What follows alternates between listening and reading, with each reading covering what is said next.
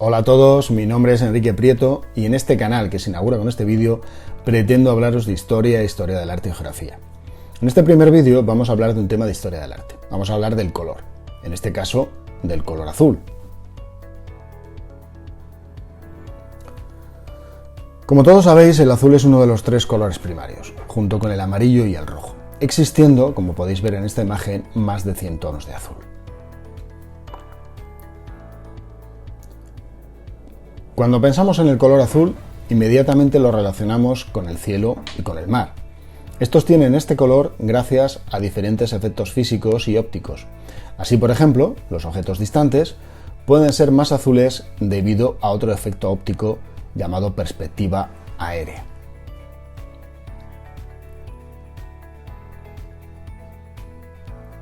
Encontramos el color azul en la mayoría de la ropa que nos ponemos. En los trajes, en los uniformes y por supuesto en los famosísimos blue jeans, los pantalones vaqueros.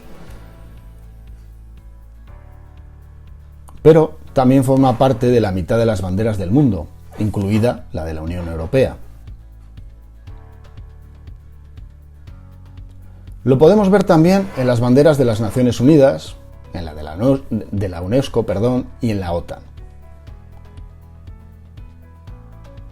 Y sobre todo lo encontramos en la mayoría de los logotipos de empresas, por ejemplo de Ford, de Facebook, Twitter, en fin, un largo etcétera. Y esto es así porque es el color más popular en la actualidad en todo Occidente. La mayor parte de los hombres y las mujeres lo eligen como su color favorito. Y esto se debe a que se asocia a virtudes como la armonía, la inteligencia, el conocimiento, la calma, la concentración, la fidelidad, la confianza y a veces también de forma negativa con la tristeza y la depresión. Aunque esta enorme popularidad no siempre fue así. En la prehistoria predominaban los rojos, los negros, los marrones, los ocres, que son los colores que se encuentran en las pinturas rupestres del Paleolítico Superior, pero no encontramos el color azul. El primer lugar en el que se usa el color azul es Egipto. En el año 2500 a.C., los antiguos egipcios comenzaron a producir su propio pigmento azul, conocido como azul egipcio. Para ello, molían piedra caliza, arena y azurita y lo calentaban a unos 800 o 900 grados centígrados. De este proceso se obtenía una pasta vítrea que, triturándola y mezclándola con huevo, nos va a proporcionar un pigmento azul. Este va a ser el primer pigmento sintético de la historia. Los egipcios lo usaron para pintar todo tipo de soportes, incluidas sus tumbas. El azul protegía a los muertos contra el mal en el más allá. Estaba asociado con el cielo y con la divinidad. El dios egipcio Amón podía volver su piel azul para que pudiera volar invisible a través del cielo. En Grecia tenía muy poca importancia. Y de hecho ni siquiera tenían una palabra para el azul. No era uno de los 4 colores primarios de la pintura griega descrita por Plinio el Viejo. Estos eran el rojo, el amarillo, el negro y el blanco. Pero sí usaron el azul egipcio en las pinturas murales, por ejemplo en Noxos, o como color de fondo en los frisos de los templos griegos.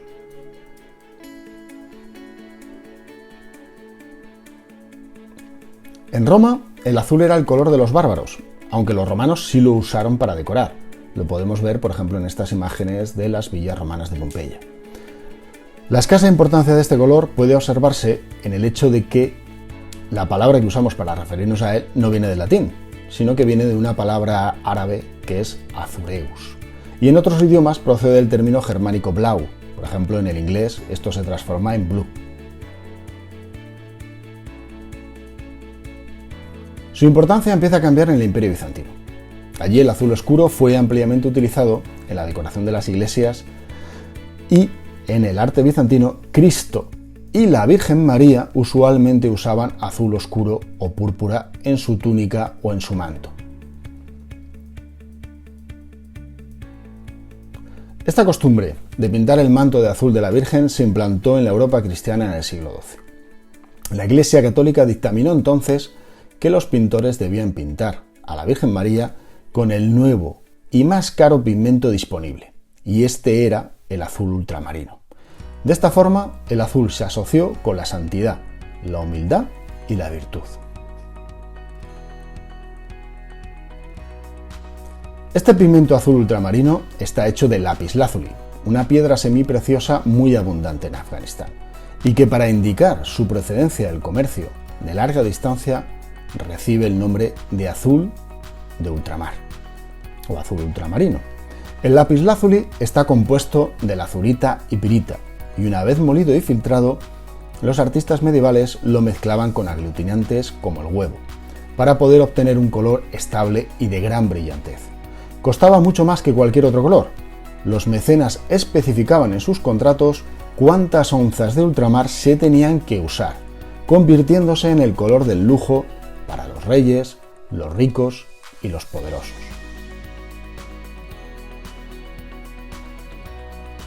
En el Renacimiento europeo, el ultramarino siguió siendo el color más prestigioso, pero se usó de forma diferente.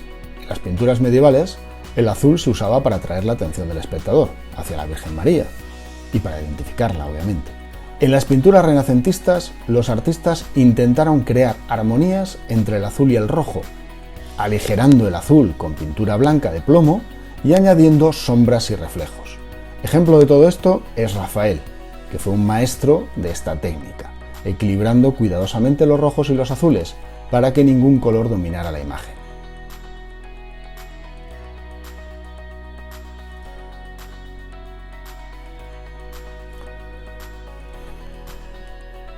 Para ver su enorme coste, basta como ejemplo decir que el azul ultramarino era más caro que el oro.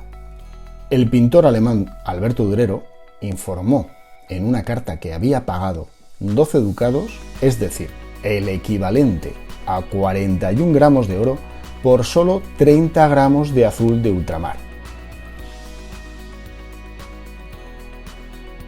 O que Vermeer casi se arruina por la pasión que sentía por este color. Aquí podéis ver una de las obras más conocidas de Vermeer. Otros pintores que sintieron devoción por este pigmento fueron Leonardo,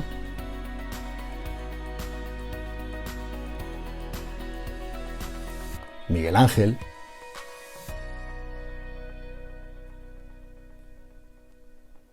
y también Tiziano, que modificó el azul de ultramar creando sutiles variaciones de azul que permitían el paso de la luz.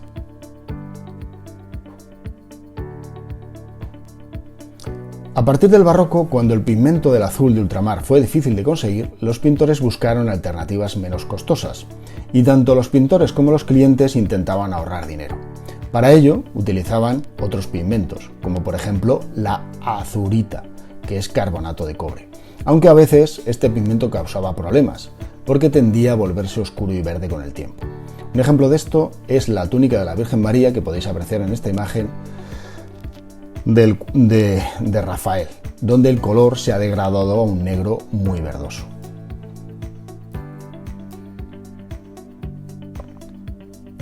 Este pigmento también fue empleado a veces por otros pintores, como el Greco, Rubens y Velázquez.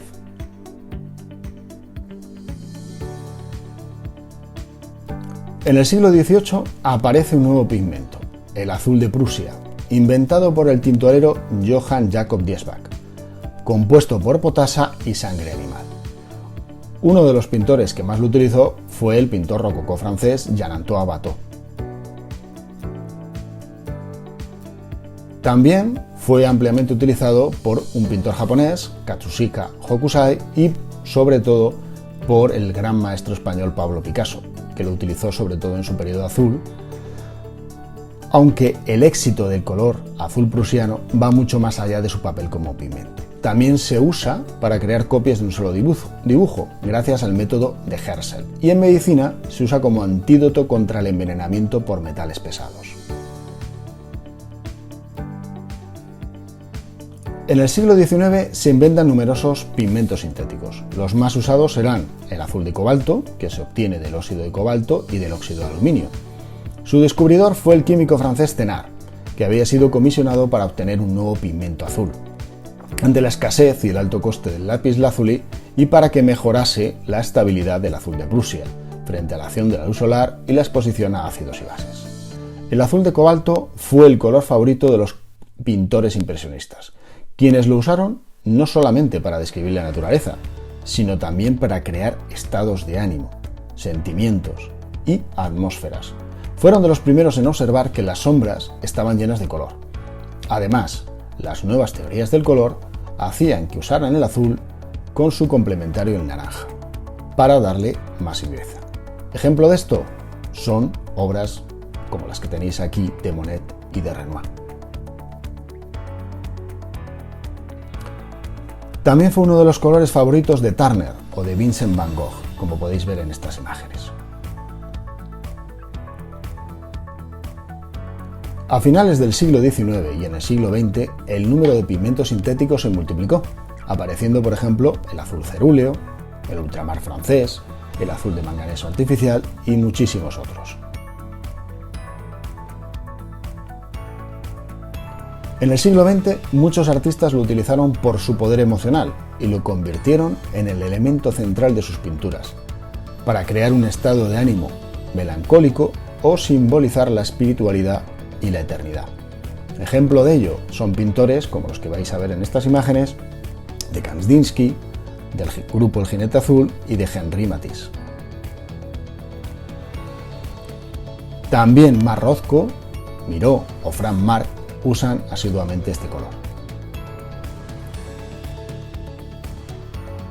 Pero sin lugar a dudas, el artista en el que el color azul se convierte en señal de identidad es el artista francés Yves Klein, que crea su propio color azul, llamado International Klein Blue.